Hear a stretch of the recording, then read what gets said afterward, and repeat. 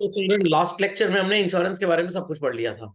और मैंने आपको बताया था कि इंश्योरेंस दो तरह का होता है। One is called as life insurance, other is called as non life. What it clear? तो लाइफ इंश्योरेंस में बेसिकली हम ह्यूमन बीइंग की लाइफ की बात करते हैं, जानवरों की लाइफ की बात नहीं करते। बट जानवरों की भी लाइफ का इंश्योरेंस होता है। जैसे मान लीजिए कि कोई दूध का तबेला चला रहा है, अब उसके बाद ढेर सारी काउज एंड बफेलोज हैं। काउज और बफेलोज अगर मर गई तो उसको नुकसान हो जाएगा, तो इसके लिए वो उसका भी इंश्योरेंस करा सकता है। What it clear? आपके घर में पेट डॉग है, उसका इंश्योरेंस कराने के लिए आपको स्पेसिफिक पॉलिसी देखनी पड़ेगी, वो जनरली नहीं होता इंश्योरेंस उसका। What it? Similarly we have one more type of insurance जो आता नॉन लाइफ की कैटेगरी में है, जो मिस्टर सेबन डिकोस्टा की वजह से ही शायद दुनिया में इंट्रोड्यूस हुआ। अब सर, ये सेबन डिकोस्टा कौन है? ये सेबन डिकोस्टा जो है, ये मिडिल एजेड मैन है। मिडिल एजेड का मतलब ना बहुत बूढ़े हैं ना बहुत यंग हैं।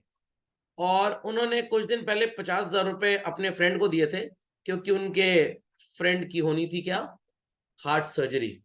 और इनके दिल को भी झटका लग गया ये पैसे देके कि भाई अगर कल को मेरे साथ कोई मेडिकल इमरजेंसी हो जाती है, who is going to bear my medical expenses? So in that case mister Eureka का नाम तो आप सब जानते ही हैं। तो उन्होंने बोला कि भाई तुम ले लो एक medical insurance. Coincidentally 2 days ago one of my colleagues also asked कि भाई वाइफ को भी डायबिटीज हो गया, हमें भी डायबिटीज है, तो हम सोच रहे हैं मेडिकल इंश्योरेंस ले लें। तो मैंने कहा मैं तो आपको पिछले 10 साल से कह रहा था आप मेडिकल इंश्योरेंस ले लीजिए। आपने लिया भी था और उसके बाद डिसकंटिन्यू कर दिया। तो अब अगर कंटिन्यू करते तो क्या फायदा होता, और डिसकंटिन्यू करने में क्या नुकसान है? 10 years ago the age was less, now the age is more. तो इन दैट केस उनका प्रीमियम भी उस समय कम रहा होता। अब भाई ज्यादा एज हो गई, मोर प्रोन टू रिस्क, उस समय डायबिटिक नहीं थे अब डायबिटिक भी हो गए। तो इंश्योरेंस कंपनी को पता है कि भाई आपकी बॉडी पे, आपकी लाइफ पे, आपकी हेल्थ पे रिस्क ज्यादा है, तो आपसे प्रीमियम भी ज्यादा लेंगे वो लोग। Fundamental logic is clear. तो ये बेवकूफी हमको नहीं करनी चाहिए। हमें मेडिकल इंश्योरेंस ले लेना चाहिए, या किसी भी तरह का इंश्योरेंस ले लेना चाहिए व्हेन वी आर यंग। अब यंग का मतलब ये नहीं कि 15 साल की उम्र में ले लो, वो और बड़ी बेवकूफी है। Got it clear? as soon as one starts earning money and the age is around say 27 to 28 years, you should go for a term plan कि भाई अगर डेथ हो जाए तो परिवार को कोई प्रॉब्लम ना आए। And second, you should go for a mediclaim insurance. खोपड़े में बात गई। अब मेडिक्लेम इंश्योरेंस के बारे में तो मैं आपको बहुत कुछ बताऊंगा, बट पहले एक इंपॉर्टेंट चीज बताता हूं। आपने इंडिया में किसी भी कंपनी का मेडिक्लेम इंश्योरेंस लिया हो, अगर टोटल अमाउंट सम अश्योर्ड जिसको बोलते हैं, हॉस्पिटल में समबडी गेट्स एडमिटेड, तो इंश्योरेंस कंपनी 5 लाख रुपए तक का कॉम्पनसेशन देगी। अगर किसी के पास भी ऐसा प्लान है जिसका सम अश्योर्ड 5 लाख है, तो आप इस पॉलिसी को सो कॉल्ड पोर्ट करा दीजिए। दैट इज नीवा बूपा में। किस कंपनी में? नीवा बूपा, पहले मैक्स इंश्योरेंस के नाम से जानी जाती थी। नीवा बूपा में चिल्ड्रन, आपका जो 5 लाख का सम अश्योर्ड है, at very nominal increase, this would go up to 1 crore. कितना? 1 करोड़। और कोविड के टाइम के बाद इंश्योरेंस कंपनीज के जो मेडिकल प्रीमियम से चल रहे हैं इंश्योरेंस के, वो रैंपेंट बढ़ गए। क्यों बढ़ गए? बिकॉज सारा खजाना उनका खाली हो गया कॉम्पनसेशन देने में, तो अब उनके पास प्रॉफिट्स है नहीं। लगभग समझ लीजिए 30 to 40% insurance premium has gone up. मैं आपको अपना एग्जांपल दे रहा हूं। Last year I paid around 16,000 something rupee on my medical insurance. Sum assured was 5 lakh. And this year I paid 24,002 rupees as such. 24,000, इतना ज्यादा पैसा मेरे को देना पड़ गया। Then I came to know about this Max Niva Bupa. तो HDFC Ergo ने मेरे से लास्ट ईयर 17,000 रुपए लिए। दिस ईयर दे सेड कि हम 23,600 रुपए लेंगे, और आपका जो सम अश्योर्ड है वो 5 लाख से बढ़ के 5.5 लाख हो जाएगा। नीवा बूबा पीपल सेड कि आप 24,000 हमको दीजिए, हम इसको 1 करोड़ कर देंगे। तो what was the good point, कि मैं एचडीएफसी के साथ चिपका रहा हूं या पॉलिसी को पोर्ट करा लूं?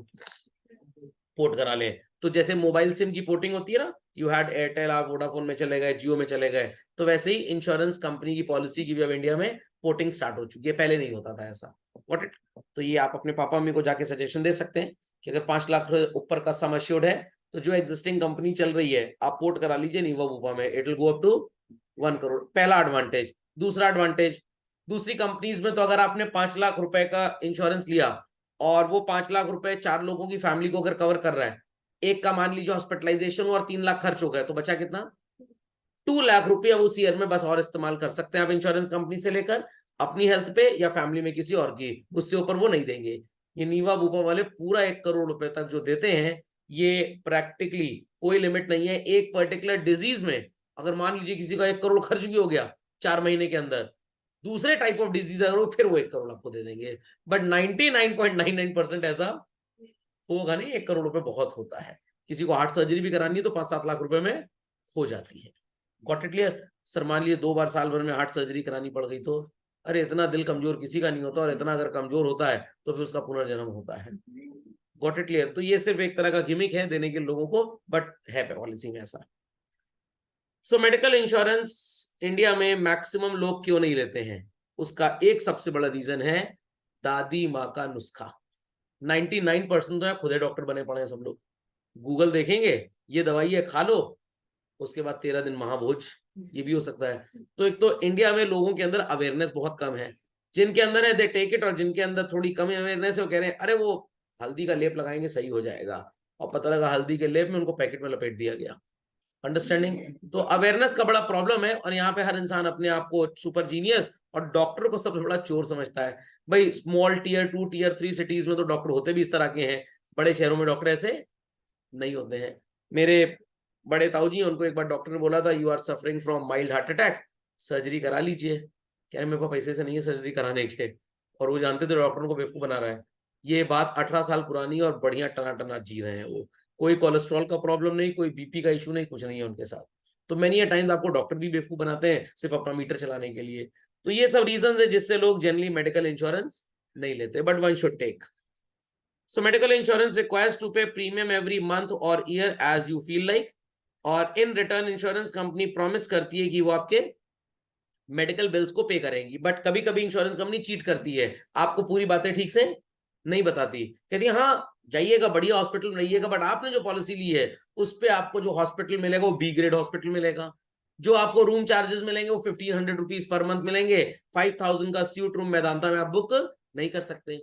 तो जब ये प्रॉब्लम्स हुई, लोगों ने इंश्योरेंस कंपनीज के ऊपर केस करने स्टार्ट किए, तो insurance regulatory development authority of India has become children very strict, super strict हो गए हैं। और अभी 1 जनवरी 24 ऑनवर्ड्स आपकी पॉलिसी में वो सब कुछ लिख के देंगे कि आपकी रिस्पेक्टिव पॉलिसी में कौन कौन से हॉस्पिटल में किस किस तरह का रूम आप हायर कर सकते हैं। Got it? हॉस्पिटल में भाई 3000 रुपए पर डे का भी रूम है और 6000 रुपए पर डे का भी रूम है। तो आपकी पॉलिसी आपको क्या लिमिट करती है, ये वो आपको लिख के बताएंगे स्पेसिफिकली आपकी पॉलिसी के साथ। पहले ये इंडिया में रूल नहीं था, अभी आईआरडीए ने फटकार लगाई है इंश्योरेंस कंपनीज को, तो पिछले महीने रेजोल्यूशन पास हुआ है। तो जनवरी 24 से this would start. So amount of premium payable depends upon the amount of insurance coverage. अब इंश्योरेंस कवरेज के यहां 2 मीनिंग है children. The first is amount and the second is type of risk. अब type of risk का मतलब, आपने अगर critical illness जैसे कैंसर वगैरह कवर किया हुआ है तो प्रीमियम ज्यादा होगा, और अगर ये नहीं कवर किया तो प्रीमियम कम होगा। कितने लोग इतने कलाकार होते हैं, खांसी जुकाम लगा इंश्योरेंस कंपनी फोन करेंगे, वो हम डॉक्टर के पास जाए पैसा मिलेगा इसका, खांसी जुकाम का पैसा मिलेगा। अगर आपकी पॉलिसी में कवर्ड है तो again premium will be high. कितनी बार ऐसा भी होता है इंसान के थोड़े से पैसे खर्च होते हैं तो इंश्योरेंस कंपनी से पॉलिसी का क्लेम लेता ही नहीं है। Only people go when they have so called hefty amount of medical bills only, else they do not. तो ये 2 बातें जरूर लिख दीजिए। प्रीमियम डिपेंड करेगा amount of risk covered and type of risk covered. तो इंश्योरेंस कंपनी आपको पूरी मोटी सी किताब देती है, उसके अंदर सब कुछ लिखा होता है, कौन कौन से आपके डॉक्टर्स, कौन कौन से हॉस्पिटल एम्पैनल्ड है, कहां जाके आप जमा हो मतलब एडमिट हो और अपना इलाज करा लें। तो ये 2 बातें याद रखिएगा। As the amount of risk to be covered increases, premium would increase. और जितनी नई नई तरीके की बीमारियां, कोविड के केस में आईआरडीए ने कंपलसरी कर दिया हर इंश्योरेंस कंपनी की पॉलिसी में कि भाई आपको सो कॉल्ड कोविड पेशेंट की डेथ पे और इलाज पे पैसे देने हैं। बट 2020 से पहले तो दुनिया जानती नहीं थी कोविड क्या होता है, तो किसी भी पॉलिसी में ऐसा लिखा नहीं था। अब गवर्नमेंट इसमें बड़ी चतुर है, गवर्नमेंट ने कहा लोग मरेंगे, उनके परिवारों को पैसा नहीं मिलेगा तो हमसे क्लेम मांगेंगे, अपना खजाना खाली करने से अच्छा है एक कानून पास कर दो। तो उन्होंने कानून पास कर दिया कि भाई every insurance policy by default will have the coverage of कोविड-19। कोविड-19 से कोई मरा, हॉस्पिटलाइजेशन हुआ तो पेमेंट करना पड़ेगा। इस चक्कर में इंश्योरेंस कंपनी के खजाने प्रैक्टिकली नियर टू जीरो आ गए, एंड दैट्स व्हाई उन्होंने 30-40% प्रीमियम्स बढ़ा दिए अपने पिछले साल से।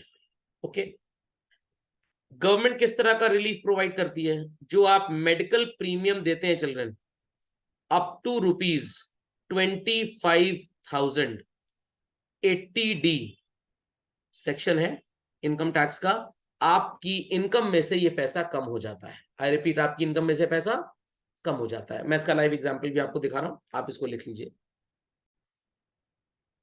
जैसे चिल्ड्रन 80D लोगों को कहीं नजर आ रहा है? उसके नीचे लिखा है own family medical insurance premium. Sir obviously बात है, दूसरे की फैमिली का मेडिकल इंश्योरेंस प्रीमियम आप क्यों पे करने लग गए?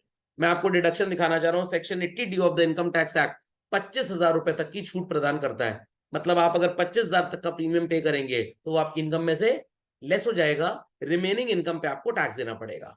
अब आप कहेंगे सर किसी ने मान लिया 30,000 दिया तो सरकार कह रही तुम पूरा खजाना लुटा दो अपना, हम तुमको 25,000 से ऊपर की छूट नहीं देंगे। तो हैड इट बीन 25 तो मेरे को 25 की छूट मिलती, बट आई पेड ओनली 24,002 रुपये। मैंने आपको बताया था ना, तो 24,002 रुपए की मेरे को छूट मिल गई। Got it clear? समझ में आ गया? समझ में आ गया। तो मैक्सिमम लिमिट 25 है छूट की। आप प्रीमियम 50,000 दीजिए, 1 लाख दीजिए, कोई फर्क नहीं पड़ता। ये मेरे केस में है। अगर 60 ईयर्स से ऊपर किसी की एज है सीनियर सिटीजन की, तो ये लिमिट बढ़ के 50,000 भी हो जाती है कुछ केस में, कुछ में 35 तक रेस्ट्रिक्टेड है। Fundamental logic is clear? तो अगर मैं 25,000 तक प्रीमियम पे करूंगा तो 25 लेस होगा, 25 से ज्यादा पे करूंगा तब भी 25 ही लेस होगा, इससे ज्यादा लेस नहीं होगा। तो गवर्नमेंट कह रही है चलो भाई, आपने लोगों को एम्प्लॉयमेंट दिया, इंश्योरेंस प्रीमियम इंश्योरेंस कंपनी को देकर, वहां लोगों की नौकरियां हैं कम से कम, आप देश की तरक्की में कंट्रीब्यूट कर रहे हो, तो आपको टैक्स में थोड़ा बेनिफिट दे देते हैं। तो अगर कोई इंसान 10 लाख रुपए साल कमा रहा है और वो 25,000 रुपए इंश्योरेंस प्रीमियम दे दे, तो गवर्नमेंट कहेगी कि हम आपसे 9,75,000 रुपए टैक्स लेंगे, उस 25 पे हम कोई टैक्स आपसे नहीं लेंगे। तो कुछ तो इस वजह से भी करा लेते हैं इंश्योरेंस वगैरह, at least the amount of premium that we would pay, वो हमारी इनकम को रिड्यूस करके हमारे ऊपर टैक्स के ऑब्लिगेशन को कम कर देगा। Logic understood? चलिए। हाँ जी।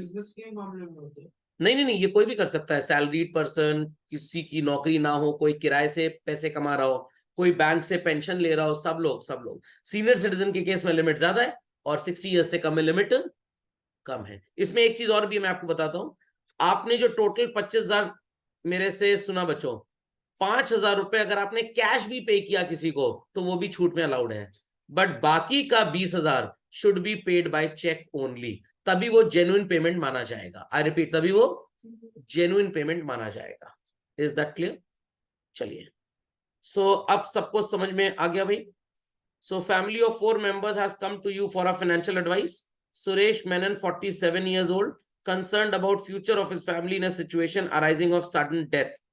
तो बच्चों मिस्टर सुरेश को क्या करना चाहिए? बैंक में एफडी करवा देनी चाहिए।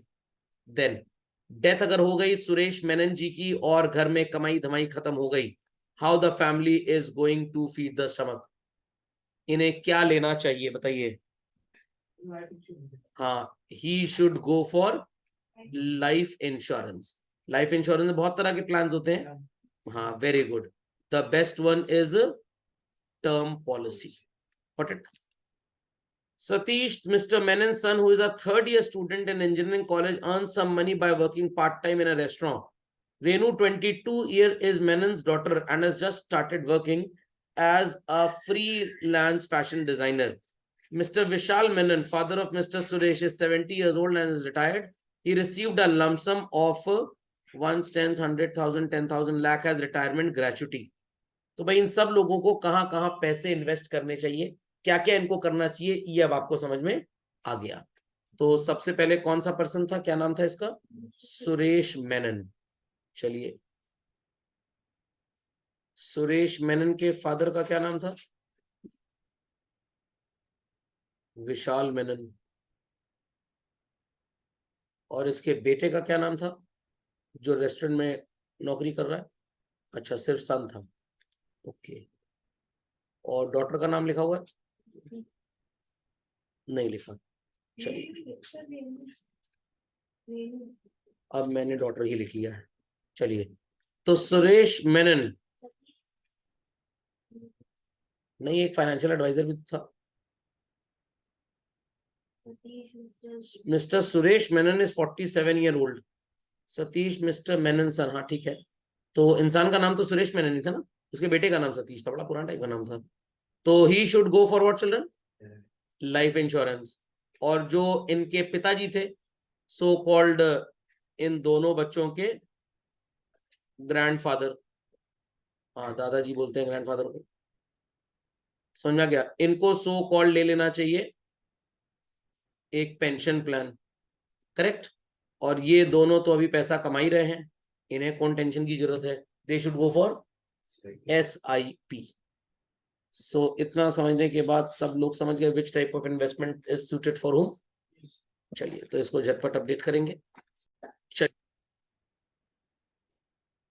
सो फाइनेंशियल एडवाइजर गाइड एक ही आपके पास है, स्टूडेंट लाइफ में how you can invest your money, early earning stages of life में how you should invest your money, later earning stages में क्या करना चाहिए, और पोस्ट रिटायरमेंट क्या करना चाहिए। एक रीडिंग कर लीजिएगा, मैं बीच बीच में जो बातें आपको बताता रहता हूँ वो इसमें सब कवर्ड हो गई हैं, तो इसलिए इसमें स्पेसिफिकली जाने की हमें कोई जरूरत नहीं है। सो समझ में आ गया बच्चों ये वाला लेक्चर सबको, insurance was very very very clear. चलिए, सो हमारा अगला लेक्चर है दैट इज कब बोरो करें और कब ना बोरो करें।